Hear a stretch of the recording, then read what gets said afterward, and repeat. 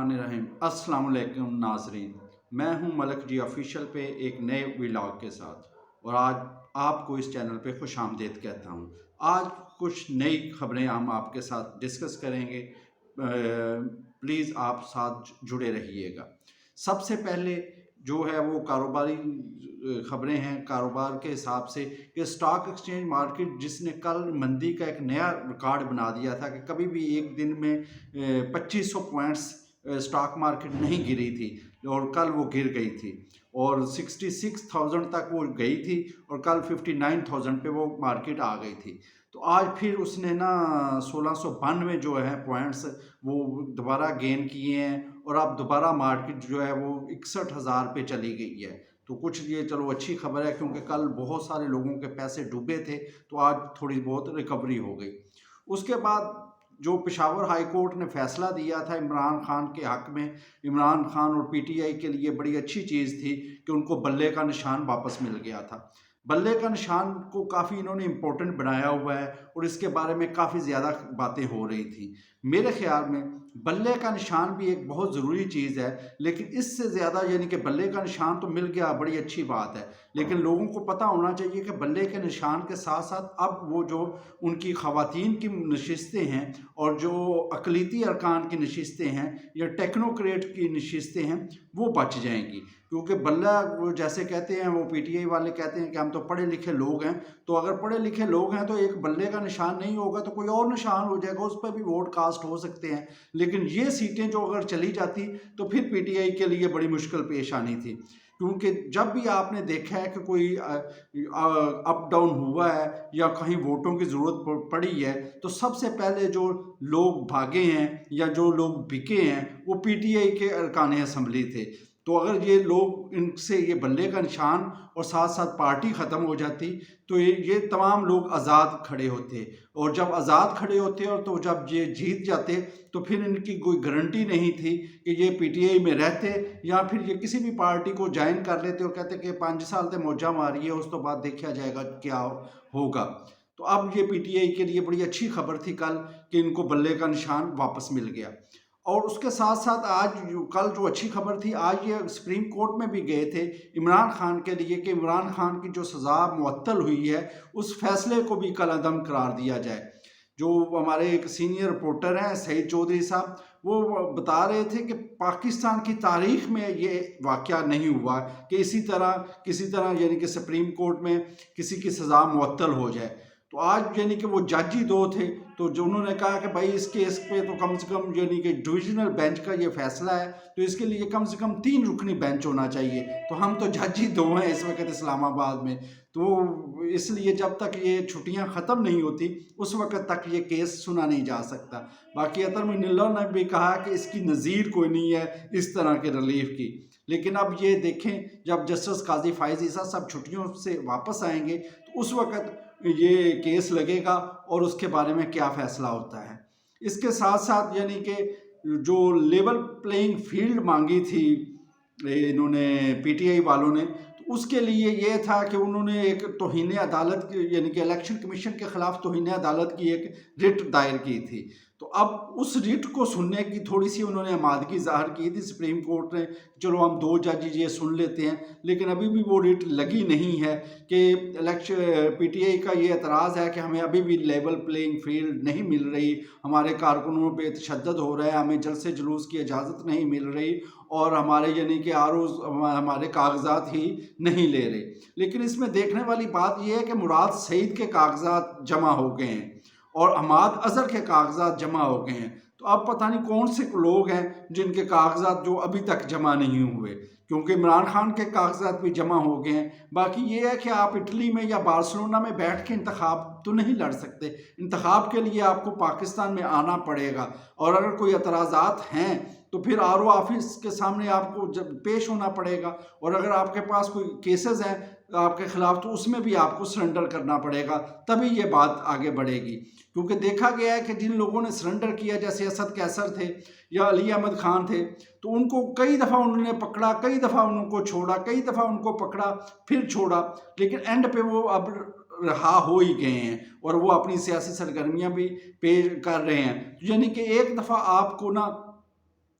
Surrender ضرور کرنا پڑے گا، تبھی جا کے آپ کو ضمانت ملے گی۔ تو ابھی تک یعنی کہ ہم دیکھ رہے ہیں کہ پی ٹی آئی والوں کا بھی شکوہ ٹھیک ہے کہ وہ کہتے ہیں کہ فوجی عدالتوں میں کیس نہ چلائیں، جو کہ 103 افراد ہیں، لیکن 10,000 افراد تو دوسری عدالتوں میں بھی پڑے ہیں، اور 9 مئی کو اب تقریباً 6 ماہ ہونے کو ہیں، اور ابھی تک لوگوں کو سزائیں نہیں ہوئی، اور لوگوں کو یعنی کہ یا ان کو بری کر دیں یا ان کو سزا دے دیں۔ ایسے ہی تم نہ رکھیں، کیونکہ کسی کو سزا ہونی بھی تھی تو وہ 1 سال یا 2 سال کی کیس کی سزا تھی، کوئی اتنے زیادہ تو ان کو سزائیں نہیں ہونی تھی عام لوگوں کو، لیکن ابھی تک وہ کیسز چل نہیں رہے، جس کی وجہ سے یعنی کہ آپ پھر کہہ سکتے ہیں کہ ہماری عدلیہ بھی کیا کر رہی ہے کہ ان کیسز کا جلدی فیصلہ کرنا چاہیے، یا تو ان کو رہا کر دیں یا ان کو سزائیں دیں تاکہ معاملات آگے بڑھیں۔ اس کے علاوہ مسلم لیگ نون کے بارے میں ہم تھوڑا سا ڈسکس کریں گے کہ مسلم لیگ نون کا 17واں اجلاس ہو چکا ہے اس وقت، جو ٹکٹیں دینے کے لیے ان کے اجلاس ہو رہے ہیں، اور ابھی تک ان کی ٹکٹیں فائنل نہیں ہوئی، اور وہ ڈرائنگ روم میں بیٹھ کے ہی سیاست کر رہے ہیں۔ اس وقت پنجاب میں یہ ہے کہ آج پورا دن سورج نہیں نکلا، سموک کی وجہ سے بہت سخت سردی ہے اور لوگ پریشان ہیں۔ تو اس ٹھنڈے موسم میں آپ نے انتخابی مہم چلانی ہے پورے پاکستان میں، اور آپ سے ابھی تک ٹکٹوں کا ہی فیصلہ نہیں ہوا، اور ٹکٹیں بھی یعنی کہ 80% تو پہلے ہی پتہ ہوتا ہے کہ ہم نے کس کو دینی ہے۔ جیسے اگر میں بات کروں گوجرانوالہ کی، تو گوجرانوالہ میں ایم این اے کے تمام کینڈیڈیٹ فائنل ہیں، یعنی کہ ایک سیٹ کا صرف ہے کہ ادھر محمود بشیر ورک نے کھڑا ہونا ہے یا عطا اللہ تارڑ نے کھڑا ہونا ہے، باقی تمام سیٹوں کا کنفرم ہے کہ کس بندے نے کب کھڑا ہونا ہے، اور یہ یعنی کہ اس وقت سے نہیں، یہ پچھلے 10 سالوں سے وہی لوگ کھڑے ہو رہے ہیں۔ تو اب آپ نے اس پہ کیا کرنا ہے، یعنی کہ اب اس کا فیصلہ جلدی کریں، اور تاکہ سیاسی سرگرمیاں شروع ہوں اور لوگوں کو بھی پتہ چلے کہ کوئی سیاسی کمپین ہو رہی ہے۔ تو مسلم لیگ نون جو ہے نا، وہ ابھی اس ڈرائنگ روم سے نہیں نکل رہی، اور اس کا ان کو کوئی خمیزہ بھی بھگتنا پڑے گا، نقصان ہوگا، کیونکہ جب تک آپ لوگوں کے ساتھ کنٹریکٹ نہیں کریں گے، آپ یعنی کہ لوگوں کے ساتھ ملیں جلیں گے نہیں اور اپنی انتخابی مہم نہیں جاری کریں گے، تو اس وقت تک تو آپ کچھ نہیں کر سکتے۔ تو یہ مسلم لیگ نون کو دیکھنا چاہیے۔ دوسرا، آج مسلم لیگ نون کے بارے میں جو خبر تھی وہ یہ تھی کہ جنگ سے جو ہے فیصل صالح حیات وہ مسلم لیگ نون میں شامل ہو گئے ہیں۔ تو فیصل صالح حیات بہت پرانے سیاستدان ہیں، مسلم لیگ نون کے پاس جنگ میں کوئی اچھے امیدوار نہیں تھے، تو یہ اب شامل ہو گئے ہیں، کافی عرصہ یہ پیپل پارٹی میں رہے ہیں، تو اب یہ مسلم لیگ نون میں شامل ہو گئے ہیں۔ لیکن مسلم لیگ نون والوں کو بھی یہ سوچنا پڑے گا کہ آپ سب ایسے ہی لوگوں کو اگر شامل کرتے رہیں تو کوئی 2-4 تو سمجھ جاتا ہے کہ آپ کے پاس اگر امیدوار نہیں ہے تو آپ شامل کر رہے ہیں، لیکن 50% امیدوار آپ نے اس طرح کے شامل کر رہی ہیں کہ کل کو اگر آپ کی کشمکش، جیسے آپ کا ایک یعنی کہ روٹین ہے کہ ایک آپ ہر دفعہ کرتے ہیں کہ آپ کی اگر کسی آرمی اسٹیبلشمنٹ کے ساتھ کشمکش ہوتی ہے تو آپ پیچھے مل کر دیکھیں گے تو آپ کے پاس وہی 20-25 بندے ہی نظر آئیں گے آپ کو، باقی سارے چلا چکے ہوں گے۔ تو کم سے کم اپنے جو آپ کے اوریجنل کارکن ہیں یا اوریجنل وفادار ساتھی ہیں ان کو ٹکٹیں دینی چاہیے تھی، تاکہ وہ مشکل وقت میں بھی آپ کے ساتھ کھڑے رہتے۔ باقی سیفر کیس میں ڈیالہ جیل میں سماعت ہوئی ہے، تو اس کے بارے میں ہم کچھ نہیں کہہ سکیں گے، کیونکہ ادھر جو سماعت ہو رہی ہے وہ بھی ان کیمرہ ہو رہی ہے، اور ان کو یعنی کہ یہ ہے کہ انہوں نے باہر آ کے بھی کچھ نہیں بتانا، تو ہم کوئی اپنے یہ کبوتر اور کوئی کیا کہتے ہیں کہ چڑیا کو یہ نہیں کر کے کہیں گے کہ ہمیں اندر کی خبریں مل رہی ہیں، اس کے بارے میں ہمیں بھی اتنا ہی نالج ہے جتنا آپ کو نالج ہے۔ باقی ایک جو ہے کہ اسٹیبلشمنٹ ڈویژن اور الیکشن کمشنر میں بھی تھوڑی سی آج کل تناؤ کی کیفیت جاری ہے، کیونکہ الیکشن کمشنر جو ہے وہ الیکشن کمشنر آفس جو ہے وہ چاہتا ہے کہ آئی جی اسلام آباد اور ڈی سی جو ہے اسلام آباد ان کو تبدیل کر دیا جائے، لیکن اسٹیبلشمنٹ ڈویژن یہ نہیں چاہتی کہ اس وقت ان کو چینج نہیں کیا جا سکتا، نہ ان کی جگہ پہ کوئی افسر آ کے کام کرنے کو تیار ہے کہ الیکشن سر پہ ہیں اور کون 1-1.5 ماہ کے لیے کسی نئی جگہ پہ جائے اور وہ کیا اپنا پیشکش کرے گا۔ تو اس مسئلے کو لے کے الیکشن کمیشن آفس اور اسٹیبلشمنٹ ڈویژن میں بھی ایک تناؤ ہے، اور ابھی تک اس مسئلے کا کوئی حل نہیں نکلا۔ دوسرا، پشاور ہائی کورٹ نے آج پی کے 91 جو کوہارٹ ہے اس میں ایک آر او افسر کو معطل کر دیا ہے، اور یہ یعنی کہ الیکشن کمیشن والے بھی پریشان ہیں کہ یہ تو ہمارے اختیارات میں یعنی کہ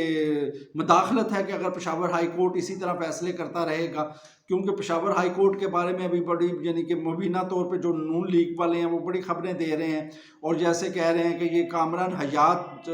جو میاں خیل تھے یہ بھی یعنی کہ پی ٹی آئی کے سپورٹر رہے ہیں، یعنی کہ اس کے بارے میں یہ تو بتایا گیا ہے مبینہ طور پہ کہ یہ جو ایڈیشنل ایڈوکیٹ جنرل تھے پی ٹی آئی کے دور میں تو وہ اس وقت یہ ان کو لگایا گیا تھا. تو یہ جو ہے یہ ساری سیاسی پوسٹیں ہوتی ہیں، اور یہی لوگ بعد میں جب جج بنتے ہیں تو وہ پھر کبھی کبھی ویلفیئر بھی کر سکتے ہیں، لیکن ہم اس کے بارے میں کچھ نہیں کہہ سکتے کیونکہ جب بندہ جج بن جاتا ہے تو اسے پھر اپنی ساری پچھلی جو چیزیں ہیں وہ بولنی پڑتی ہیں اور اسے انصاف پہ فیصلہ کرنا چاہیے. لیکن پشاور ہائی کورٹ کے بارے میں مولانا فضل الرحمان کو اور احمد ولی خان کو اور مسلم لیگ نون والوں کو بڑے تحفظات ہیں. تو دیکھیں اب اس کے بارے میں ہم کیا کہہ سکتے ہیں، کیونکہ جس طرح وہ کریں گے تو ابھی الیکشن کمیشن کا یہ معاملہ تھا کہ وہ کہہ رہے تھے ہمارے آر او کو انہوں نے معطل کر دیا ہے، تو اب اس آر او کو فیصلے کو وہ سپریم کورٹ میں چیلنج کرنے کا سوچ رہے ہیں تاکہ ثابت کیا جا سکے کہ یہ ہمارے اختیارات میں ہیں جو ہے وہ مداخلت ہے، اور اس کو جو ہے ہمارے یعنی کہ ہمیں یہ اچھے طریقے سے الیکشن کروانے دیا جائے. ساتھ میں یعنی کہ ابھی خواجہ آصف نے بھی جو ہے عثمان ڈار اور اس کی والدہ نے جو ان پہ الزامات لگائے تھے اس کے بارے میں ایک ہرجانے کا نوٹس ان کو بھیج دی ہے اور کہا ہے کہ اس سے میری بڑی عزت خراب ہوئی ہے. باقی پاکستان میں ہرجانے کے نوٹسز کا کچھ نہیں بنتا جو پاسٹ ریکارڈ ہے. تو دیکھیں اس کیس میں بارے میں ابھی کیا ہو سکتا ہے. سب سے یعنی کہ ابھی جو بڑا مشہور تھا پریکٹس اینڈ پروسیجر بل جو حکومت نے پیش کیا تھا اور چیف جسٹس بندیال نے اس پہ اسٹے آرڈر دے دیا تھا، اور پھر تمام یعنی کہ سپریم کورٹ نے لائیو اس کو سنا تو اس کا تفصیلی فیصلہ آ گیا ہے. اور اس میں یہ فیصلہ جو ہے جسٹس قاضی فائز عیسیٰ نے لکھا ہے، اور اس میں یہی بتایا گیا ہے کہ ہمیں تو کوئی ایسی آئینی خلاف ورزی نہیں ملی کہ پارلیمنٹ نے سپریم کورٹ کے اختیارات کو کم کرنے کی کوشش کی گئی ہو. اور ماسٹر آف روسٹر کا جو تصور ہے وہ کہتے ہیں کہ یہ غیر شرعیہ اور غیر یعنی کہ غلامی کی دور ہے کہ کوئی ماسٹر ہوتا ہے، تمام چیزیں جمہوریت کے ساتھ چلنی چاہیے. تو اب اس کا تفصیلی فیصلہ آ گیا، ویب سائٹ پہ موجود ہے، آپ بھی پڑھ سکتے ہیں. ابھی اس کے ساتھ یہ ہے کہ جب ہم کہتے ہیں نا کہ فیصلہ جلدی، جیسے فوجی عدالتوں کا فیصلہ ہے تو وہ ابھی تک یعنی کہ ان کو اسٹے مل گیا ہے حکومت کو، لیکن اس کی کارروائی اس وقت تک آگے نہیں چل سکتی جب تک جن ججز نے وہ فیصلہ سنا ہے وہ اس کا تفصیلی فیصلہ نہیں دیں گے. تو جو سپریم کورٹ کے ججز ہیں جنہوں نے فوجی عدالتوں کا کیس سنا تھا اور ان کو اس پورے قانون کو اڑا دیا تھا، تو ان کو بھی چاہیے کہ اب وہ اس کا تفصیلی فیصلہ دیں تاکہ اس کے اوپر کارروائی چلے اور تاکہ پتہ چلے اور ان جو 103 افراد گرفتار ہیں ان کی قسمت کا فیصلہ ہو سکے. تو اس کے بارے میں ابھی یعنی کہ کیا کہتے ہیں کہ آج کے پروگرام میں اتنا ہی ہے، تو اجازت دیجیے. السلام علیکم.